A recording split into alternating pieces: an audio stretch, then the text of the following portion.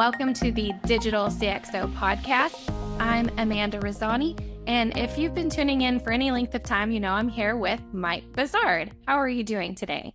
I'm doing great. How are you? Doing well.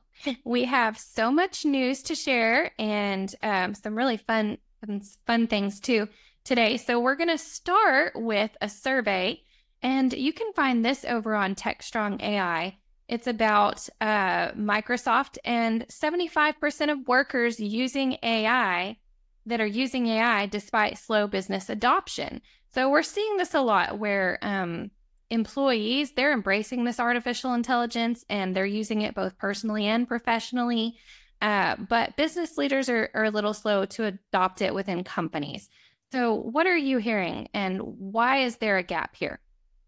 I think it comes down to the following. It's an awesome personal productivity tool. It helps me do emails better and helps me do all kinds of interesting things. But when it comes to business, right, if I look at these large language models, they do hallucinate and they are probabilistic, which means that the machine is guessing what the right answer is going to be. And a lot of times they do get the answer right, but a lot of times they don't.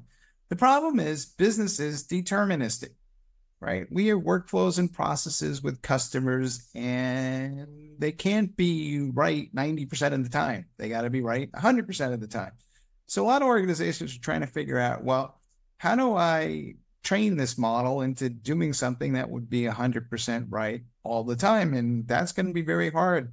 And even if you take your data and expose it to that LLM, even then you might not get the level of accuracy that you're looking for. So a lot of folks are still scratching their head about, well, what is the exact use case that's going to benefit me?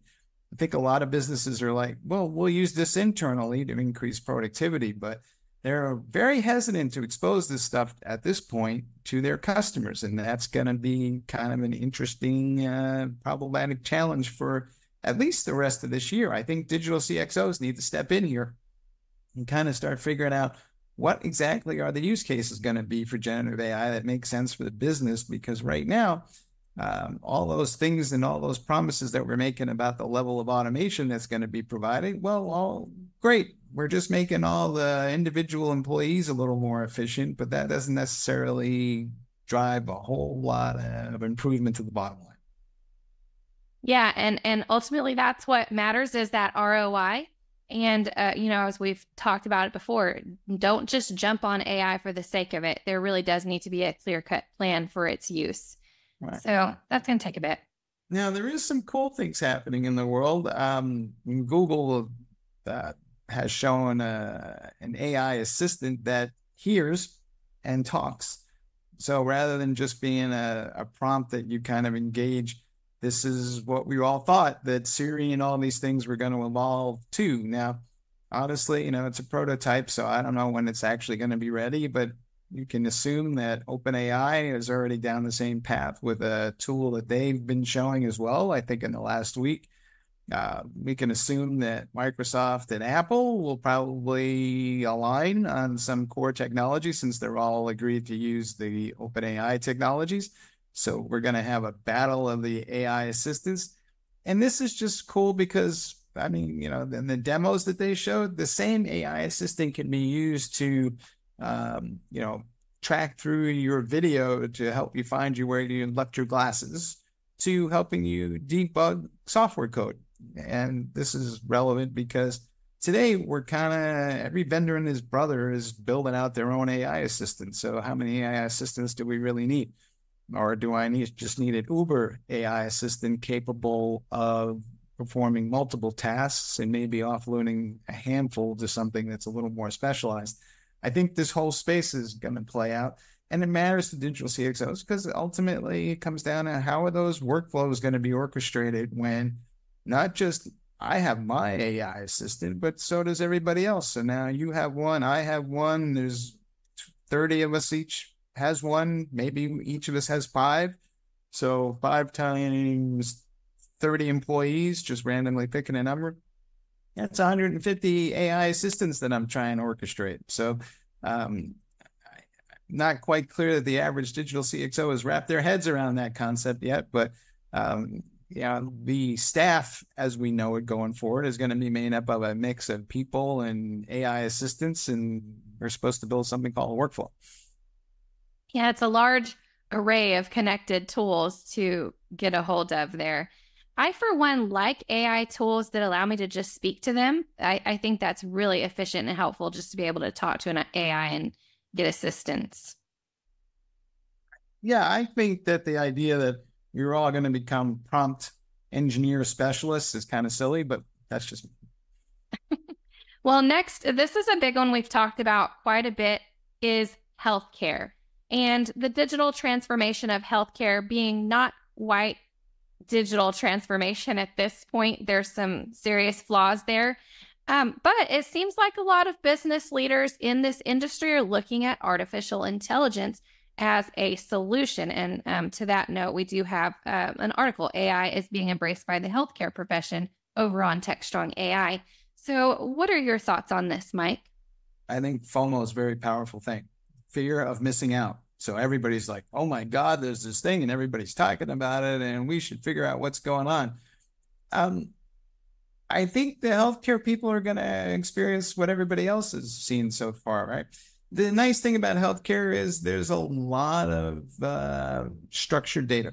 It's all sits in these electronic record systems, and that's reasonably well organized. Unfortunately, that's not the data we need to train the AI models. So what we need is all of the unstructured data that sits in prescription files, and it sits in notes that people took, and it sits in Word documents, and all that stuff has to be aggregated, and then it's got to be kind of put into some sort of system that creates a vector that I can show to a large language model, which in turn will look at that and make a recommendation that we should not trust because it's healthcare. And so somebody's got to view all that as well and kind of supervise that whole thing, because the one place where you absolutely cannot be wrong is in healthcare.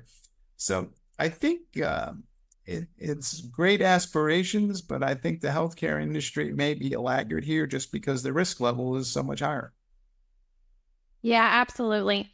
And as far as the data, I just think it would be so helpful. And I know there's, laws and regulations and privacy issues, but there has to be some better way that all the different healthcare facilities could somehow have access to all the same health information for each individual, so that we don't have to share that over and over again. And they can look at that for reference when you go in for any sort of problem. And, if you're in an emergency situation, you're not going to give them that information at the time. So it would be helpful. Yeah.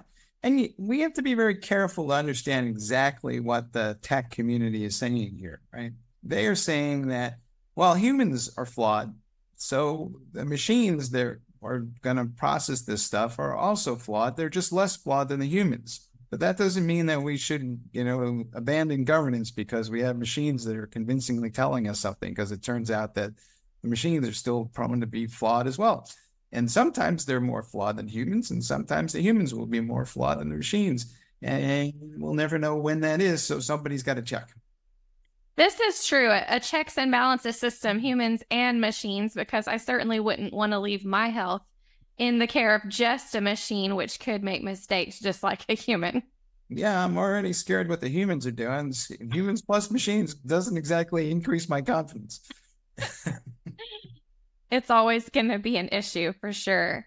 So next, I love hearing about digital twin technology. This is a great technology. Many different enterprises are using this, especially in recently the science fields and the medical industry.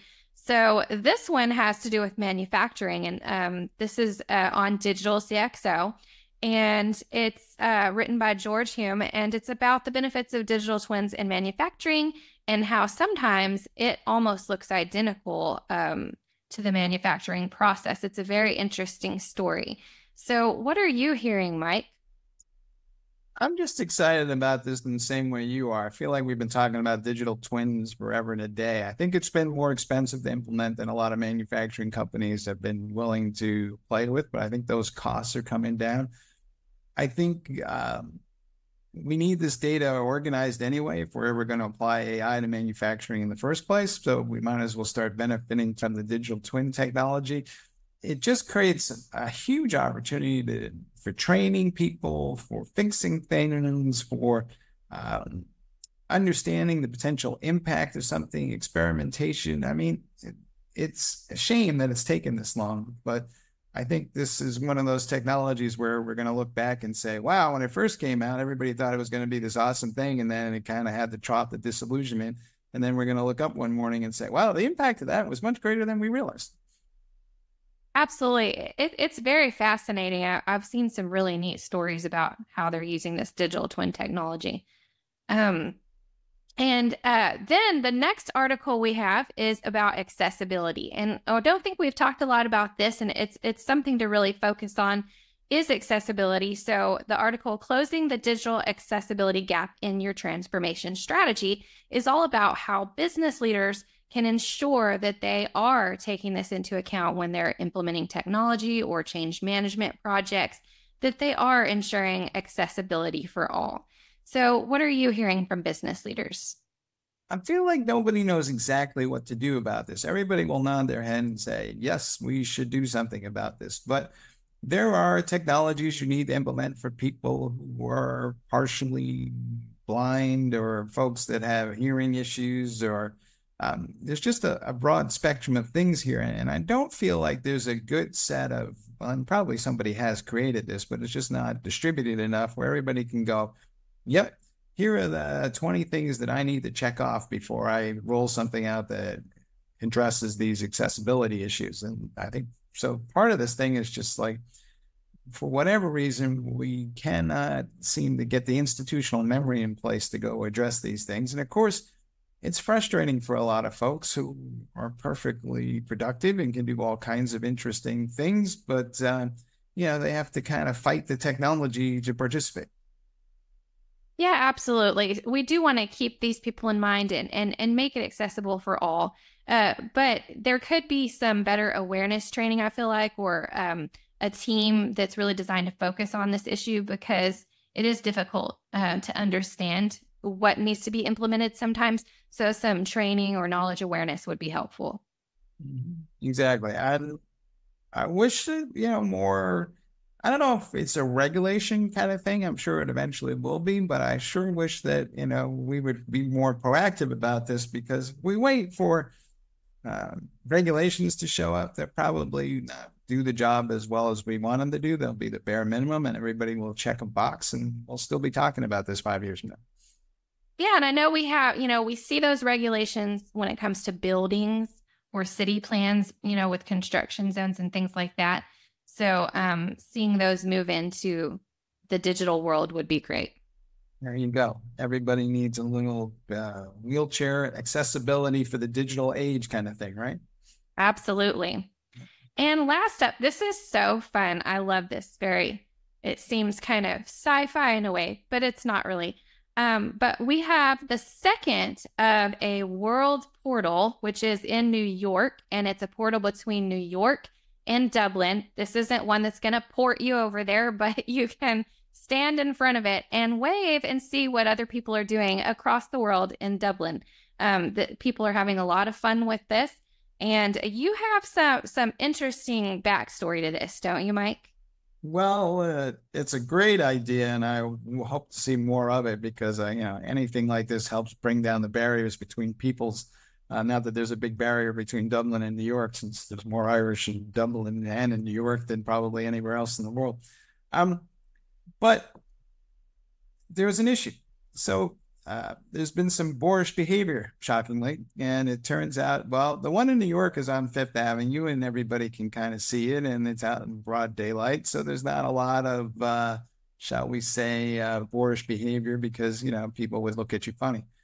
The one in Dublin is an area where there's a lot of bars, and there's a lot of folks coming out of those bars in the late at night or in the afternoon after work or whatever, and they forget their manners, shall we say, and so they start to do everything from exposing themselves to holding up signs with vulgar terms and all this other stuff. So it's not been the greatest experience. They are trying to figure out how to apply some quote unquote technology to resolve that issue, which may, I don't know, require some sort of delay in the transmission. But alternatively, it may require just, somebody has to stand in front of these things and make sure nobody's being an idiot. But that's a tough job for 24/7. So I'm not quite clear how they're going to do that. They might have to turn it off during certain hours of the day. We'll see. But it's a lovely idea. But I'm afraid, for all the technology in the world, people are still people. I know. I hate that that's going to ruin such a good thing, but hopefully maybe there will be a way to afford to have some sort of portal guard, because I know their goal is to have, I think, 6 more portals. I can't remember the time frame, but they're looking at 6 more portals. And I love the fact that it lowers those boundaries and takes away that distance, so you can kind of feel like you're there in a way. I think that's so neat. Yeah, and someday they might add audio to this thing and we can actually talk to each other through it. But right now, people, this is why we can't have nice things, is because you don't know how to behave. Oh, goodness, isn't that the truth? Well, if you're in New York or Dublin, go enjoy it, and enjoy it in a behaved manner so we can get some more portals. That would be so neat. All right, and that is the end of our list today. So go check out those articles both on DigitalCxO and TechStrong AI. And if you missed last week, that's on there too. You can catch up with all the podcasts you've missed, and let us know what you want to hear more about. What is the most interesting to you? What articles did you like reading the most after hearing our podcast? And with that, I'll turn it over to Mike to conclude. All right, folks, thanks for listening to this episode. We enjoy doing these things, and by all means, share some insights. And hey, if you've got a great DigitalCxO story, let us know, and we'll get somebody to cover it and talk about it on this podcast. So there you go. All right, we'll see y'all next time. All right, bye everyone.